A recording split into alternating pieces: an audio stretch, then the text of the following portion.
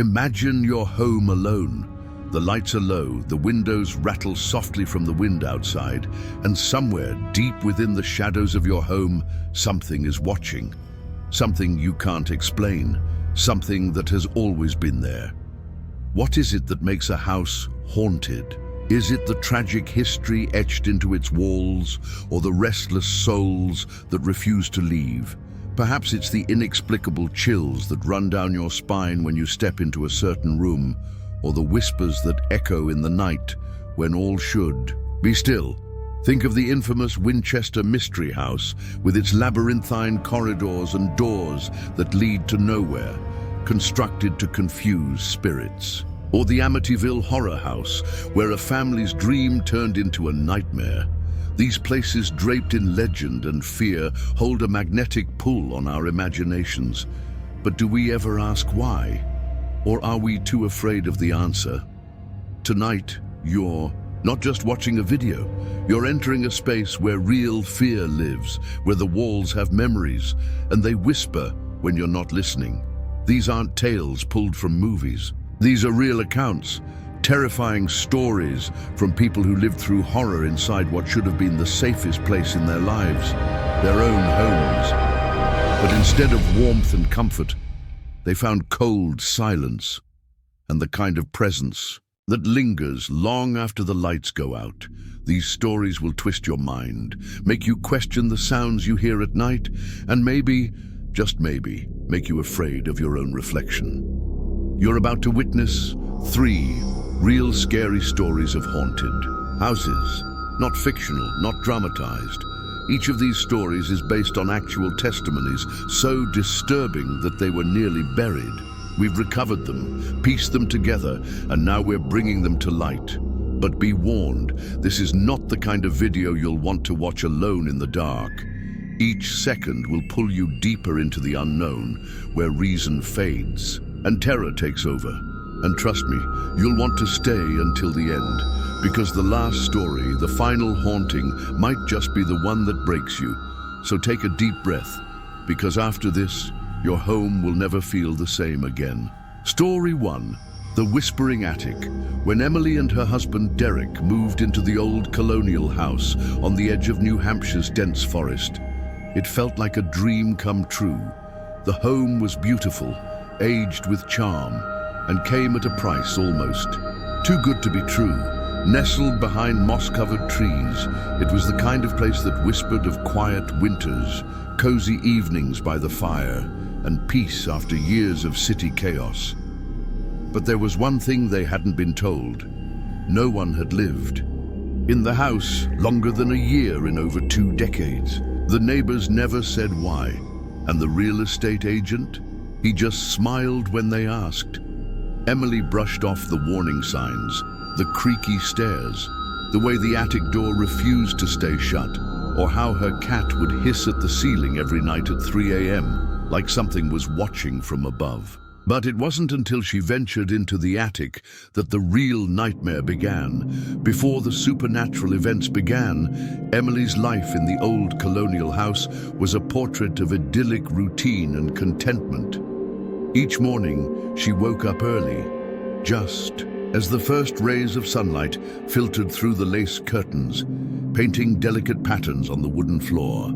The aroma of freshly brewed coffee filled the kitchen, where she and Derek would sit together, savoring the quiet moments before the day began. Emily had a penchant for organization, a trait that was both a comfort and a necessity in her life. Her days were meticulously planned, with lists and reminders punctuating her thoughts. Each afternoon, she dedicated time to her passion for painting, setting up her easel by the large, drafty window that overlooked the sprawling garden. The garden was her sanctuary, a place where she could lose herself among the vibrant blooms and the gentle hum of bees. Despite the tranquility, Emily was no stranger to the occasional pang of anxiety.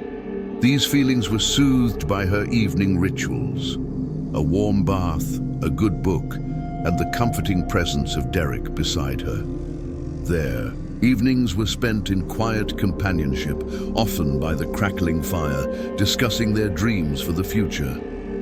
Emily had her quirks too. She enjoyed rearranging furniture, seeking the perfect balance of light and space, and had a habit of collecting vintage trinkets that reminded her of the house's storied past.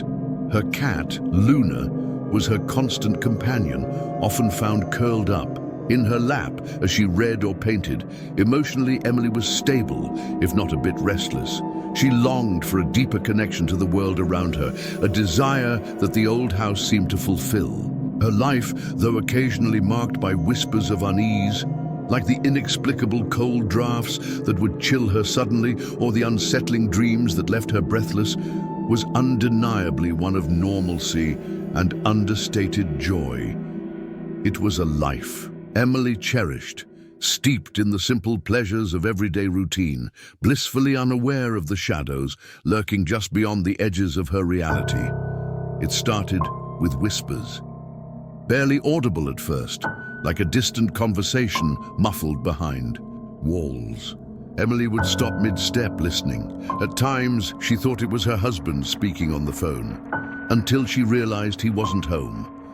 The voices weren't in any language she recognized, just low, gravelly syllables layered over each other, like ancient secrets being shared. Then came the cold spots, sudden drops in temperature that left her breath visible in the air, even with the heater running full blast. She would feel a chill creep up her spine, as if icy fingers were tracing her skin. The sensation lingered, a reminder that something was amiss. There was an unsettling stillness that followed, a silence so profound it seemed to swallow all other sounds. Lights flickered in sequence, casting eerie shadows that danced along the walls. Objects vanished, only to reappear in places that defied explanation. A book she left in the living room would end up in the basement, pages fluttering as if turned by an unseen hand. But it was the attic that changed everything. Emily began waking, up at the base of the attic stairs, sleepwalking, she assumed. Yet each time the attic door was wide open, though they had nailed it shut. The air around the stairs was different, heavy and oppressive, carrying a faint metallic scent that made her head swim. One night she finally went in, her heart pounding in her chest, flashlight trembling in her hand. The beam cut through the darkness, revealing dust particles suspended like tiny specters. The silence was thick, broken only by the sound of her own breathing, and what she found shattered her. In the dust-covered attic, she discovered dozens of photographs, all of previous owners, faces scratched out violently, leaving only ghostly smudges where eyes should have been. And in the far corner, a rocking chair, rocking on its own, the creak of wood echoing in the still air. Each creak was a whisper of its own, adding a haunting melody to the silent, chilling tableau. Emily stood frozen as the rocking chair moved rhythmically, creaking like a voice trying to speak through motion. Her flashlight flickered, and in that split second of darkness, she heard it, a whisper directly behind her ear. "You shouldn't be here." Her heart slammed against her chest, pounding with a force that seemed to shake her entire body. Each beat echoed in her ears like a desperate drum, signaling danger. She spun around, but nothing was there.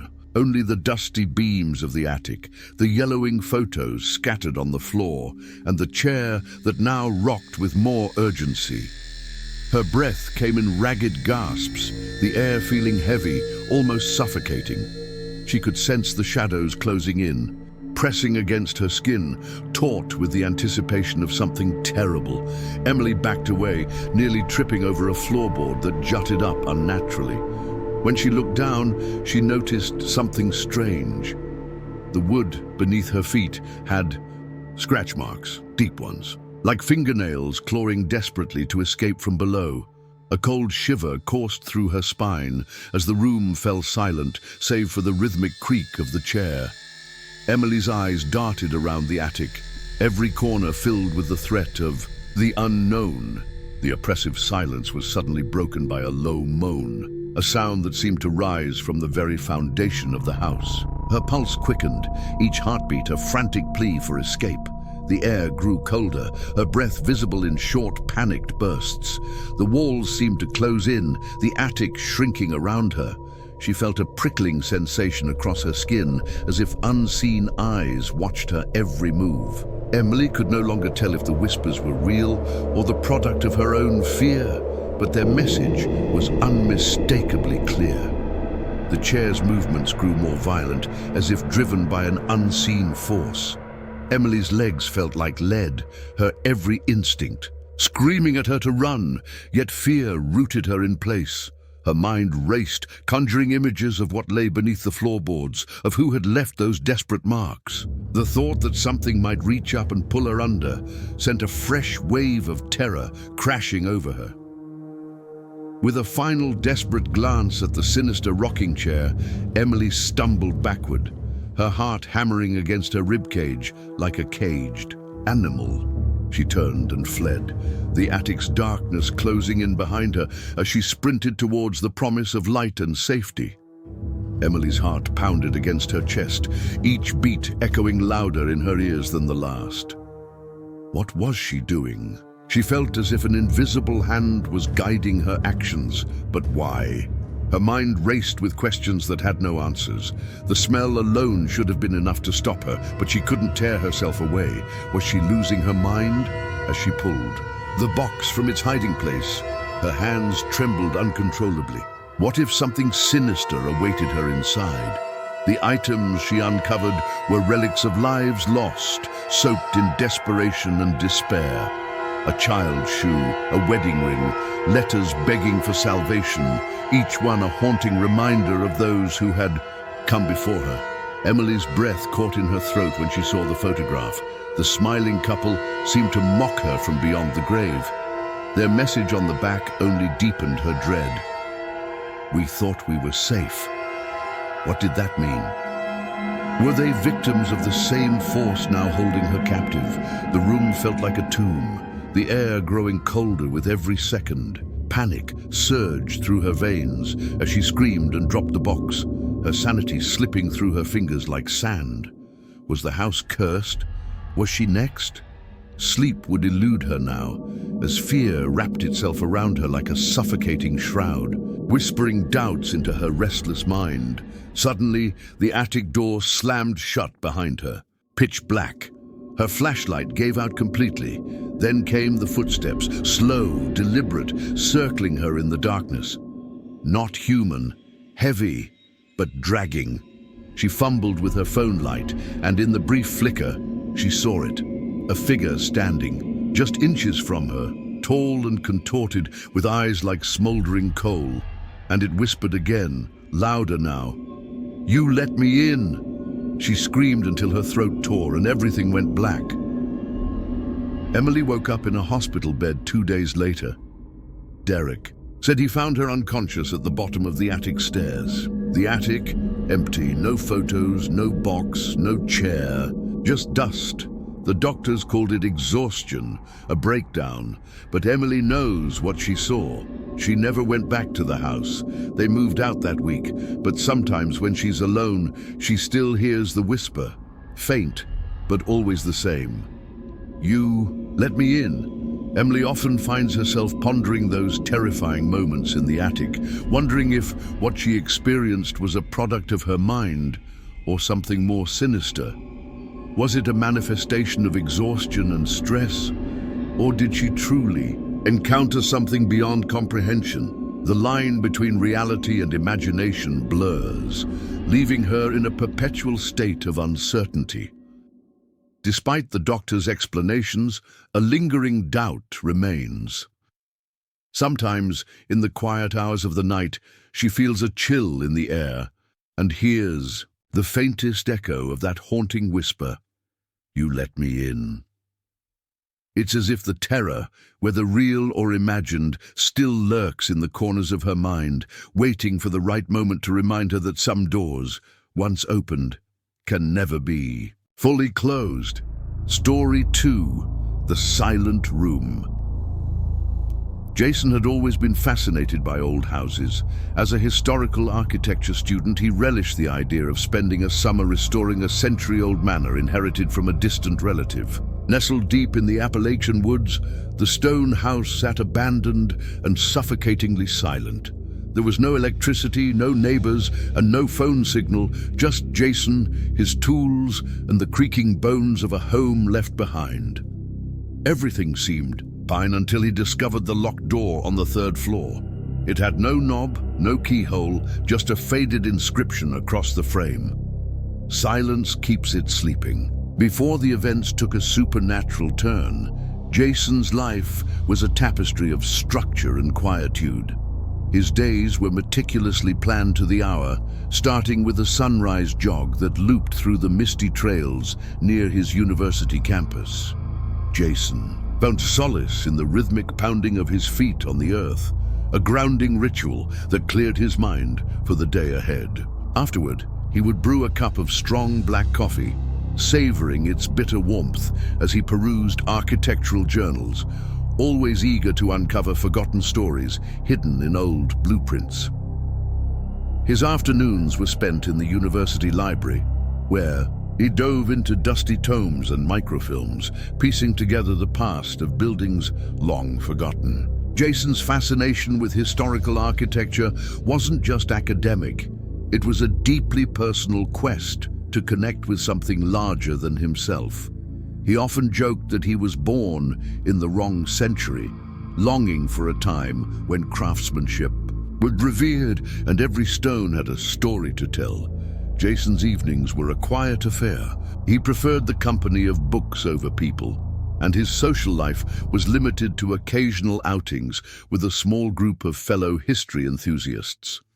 He was known for his peculiar habit of carrying a leather-bound notebook everywhere, jotting down thoughts, sketches of interesting facades, and snippets of overheard conversations that might one day inspire a thesis or a dream project. His apartment was a testament to his orderly nature, with neatly arranged bookshelves and a desk that held nothing but essentials: a lamp, a laptop, and a small potted plant that he tended with the same care he afforded his studies. Emotionally, Jason was steady, if a bit detached. He found comfort in solitude and predictability, and the idea of spending an entire summer alone at the manor seemed like an adventure tailored just for him. The prospect of restoring a piece of history was thrilling, a challenge he approached with the same methodical enthusiasm that characterized his academic pursuits. However, there was an underlying restlessness within him, a yearning he couldn't quite articulate, as if he were waiting for something to stir his soul. This subtle discontent was easy to ignore amid the clatter of daily life, but it lingered in the quiet moments before sleep, a whisper of potential unease that Jason was too pragmatic to entertain. Thus, his normal life was a blend of disciplined routine and intellectual curiosity, a tranquil existence that would soon be shattered by the mysteries lurking behind the locked door on the third floor. Curiosity overtook him. At first, he tried to ignore it, focusing on restoring the downstairs rooms, but each night the silence grew heavier, almost tangible. The air seemed to thicken and chill, wrapping around him like an unwelcome embrace. Objects moved slightly, papers shuffled, drawers opened an inch, and cold spots crawled across the room, leaving goosebumps in their wake. The house held its breath in those moments, a thick, expectant pause that stretched the nerves thin. Then came the whispers. At first, Jason attributed them to the wind, but the voices were different, faint and incoherent, like muffled echoes buried under floorboards.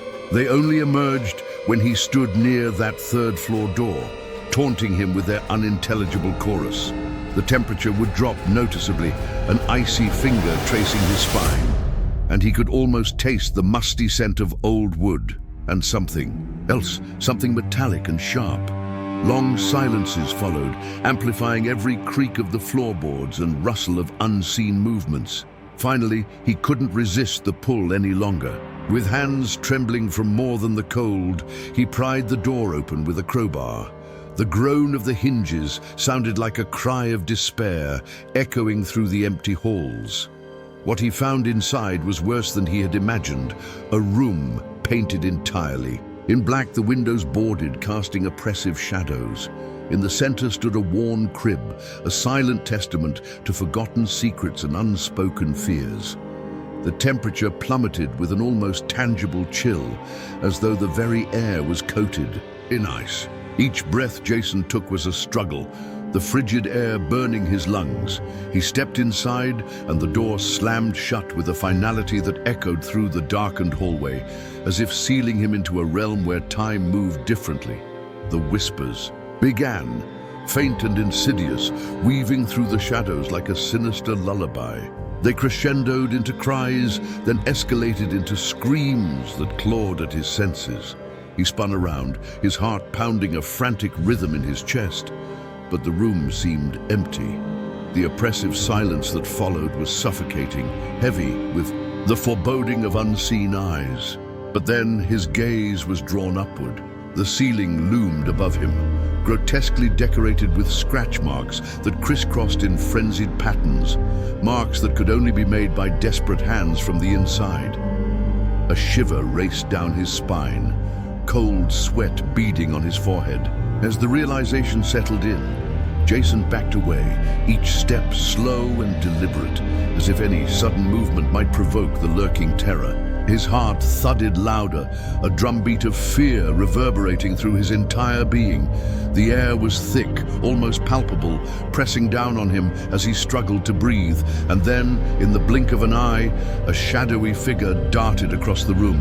It was a mere blur, a flash of white eyes that seemed to pierce through the darkness, accompanied by a silence that screamed louder than any sound. Time stretched, each second an eternity, as he stood frozen, the dread coiling tighter around him. With a surge of adrenaline, he turned and ran, the floorboards creaking ominously beneath his feet. He reached the door, his fingers fumbling desperately to force it open. As it finally yielded, he threw himself through the threshold, slamming the door behind him with a resounding crash. But even as he stood there, panting and trembling, the silence followed, an ever-present reminder that something unspeakable was still lurking just beyond the veil of normalcy. That night, Jason awoke to find black handprints smeared across his mirror, his windows, and his skin. His voice was gone, not hoarse, gone. No matter how much he screamed, nothing came out. He packed up and fled the house that morning, but something followed him. The silence. It clung to him. And the handprints? They kept appearing on every reflective surface he passed. Mirrors, windows, even puddles.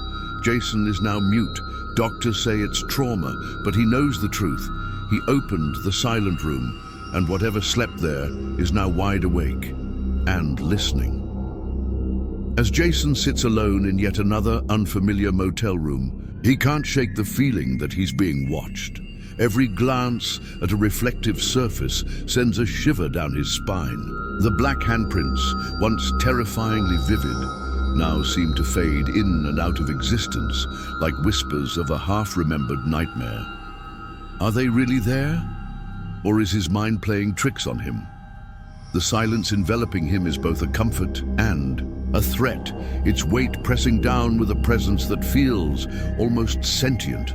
He wonders as he stares into the reflective darkness of the window if he ever truly left the silent room, or perhaps it never really left him. Story 3, The Mirror in Room 313. Amber was a traveling nurse, used to moving from one small-town hospital to the next, filling in short contracts. When she arrived at Pine Hollow Medical Center, a remote, aging facility nestled on the edge of a forgotten mining town, the atmosphere felt off. The hospital was dim, quiet, and understaffed, but what caught her attention most wasn't the crumbling infrastructure or eerie silence. It was room 313. Other nurses avoided it. When she asked why, they'd shift uncomfortably or simply say, "That room's been closed for years." But one night, Amber was asked to prep it for an emergency admission. She found it unlocked. Lights flickered as she stepped in. The room was cold, unkempt, and in the far corner stood a large antique mirror that didn't belong. Amber's life before the unsettling events at Pine Hollow was a structured symphony of routine and rhythm. Her days began with the melodic chime of her alarm at 5:30 a.m., signaling the start of her meticulously planned day. She'd sip her steaming cup of black coffee while scrolling through the latest news, a ritual that anchored her before the unpredictable demands of her job. As a traveling nurse, Amber found solace in the predictability of her routines, even as her surroundings changed with each new assignment. Her mornings were spent in the hospital, navigating the familiar corridors with a sense of calm efficiency. She had a knack for connecting with patients, her warm smile and gentle demeanor providing comfort amidst their anxieties. Amber was known for her odd yet endearing habit of humming classic rock tunes while checking vitals, a quirk that endeared her to colleagues and patients alike. Her afternoons were a blur of patient charts, medication rounds, and the occasional chat with a co-worker over a hastily prepared sandwich. In the evenings, Amber would retreat to her temporary lodgings, a small but cozy apartment that smelled of lavender from the sachets she tucked into her suitcase. She'd unwind by reading mystery novels, losing herself in tales of intrigue that contrasted with her own seemingly ordinary life. Her weekends were spent exploring local cafes and antique shops, indulging her curiosity for vintage trinkets that whispered stories of the past. Emotionally, Amber was a mix of independence and introspection. She relished the freedom her job afforded her, yet there was a quiet longing for connection that she seldom acknowledged. Her transient lifestyle made forming lasting relationships challenging, leading her to cherish the fleeting bonds she formed on the road. This was Amber's normal, a life of routine tempered by the thrill of new beginnings. It was a life where the unexpected was a change of scenery or a new patient, not the ominous air of a hospital room long abandoned. Little did she know, her ordered existence was on the brink of unraveling as the shadows of Pine Hollow began to loom larger in her life. The mirror was strange. Tall, ornate, and covered in a dusty sheet, it faced the bed directly. The room was cold, with an inexplicable chill that seemed to seep into Amber's bones.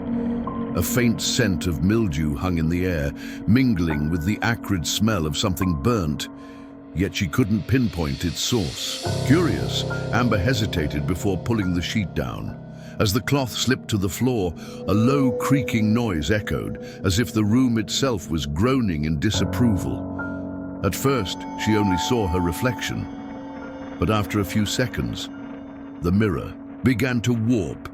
Her reflection smiled back at her, except she wasn't smiling. The air grew thick, pressing against her skin like a heavy, damp blanket. Startled, she covered it again, but every time she returned to the room, the mirror would be uncovered. The silence that followed was oppressive, broken only by the occasional distant dripping sound that seemed to come from nowhere. She started to see things in it, patients who weren't there, shadows standing behind her, flickers of movement when she stood still. The shadows moved with a deliberate slowness, almost taunting her with their silent dance. Then came the dreams, intense, vivid nightmares of being dragged into the mirror, screaming, clawing, as her reflection grinned and stepped out to take her place.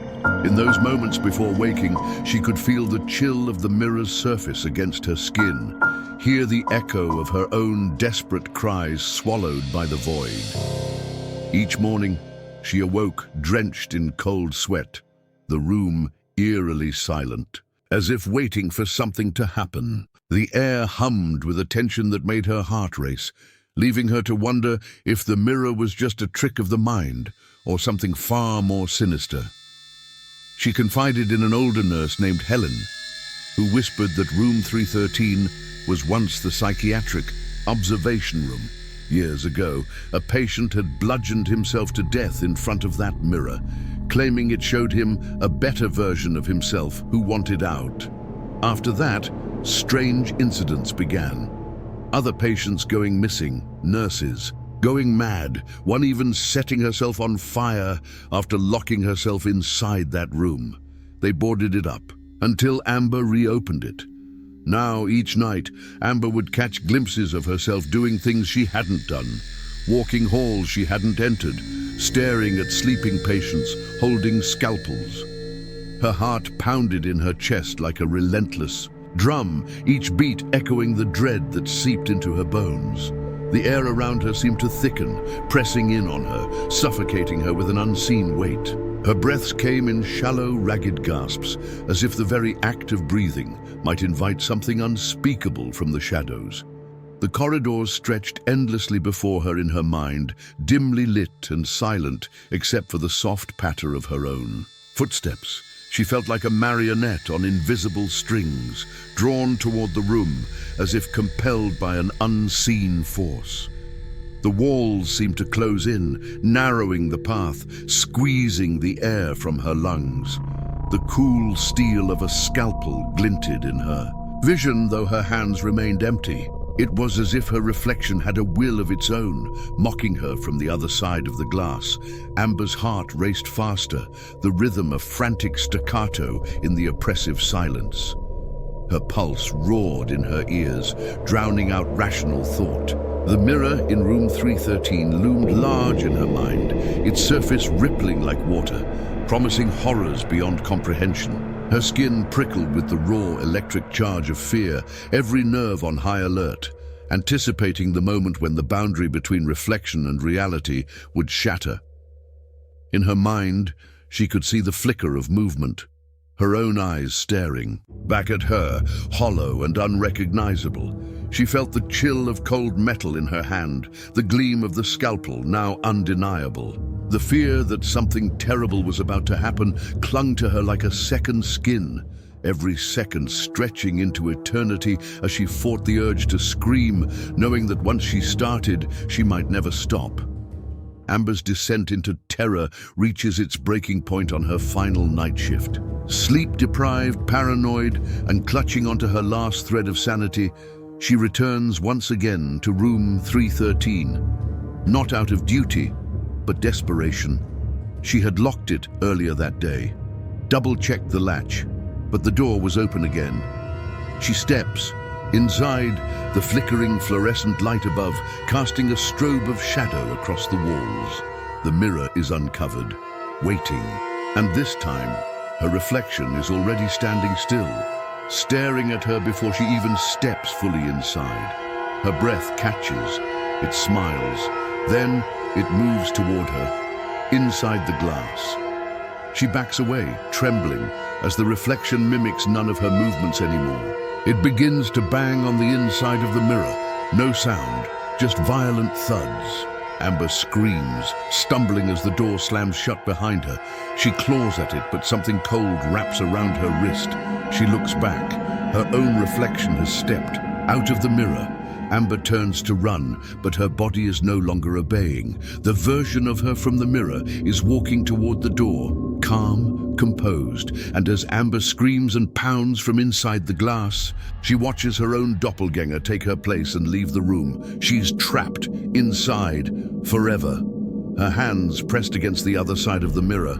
The last thing she sees before the reflection covers the glass again is her own eyes. Udine now outside, blinking slowly, as if content.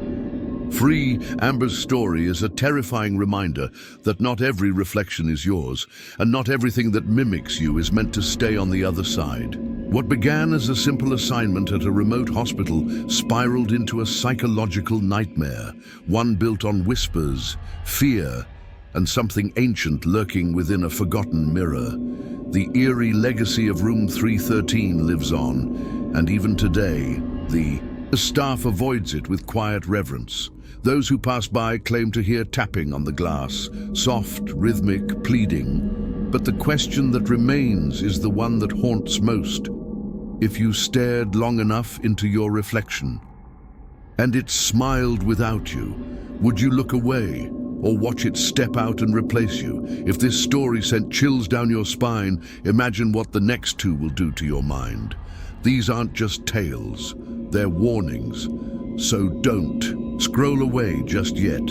Hit that like button if you felt the fear crawling up your neck. Subscribe if you're brave enough to keep diving deeper into the unknown, because this is just the beginning of the darkness we uncover here. And tell us, in the comments, would you dare look into a haunted mirror, or would you cover it and pray it never looks back? The shadows are watching, are you?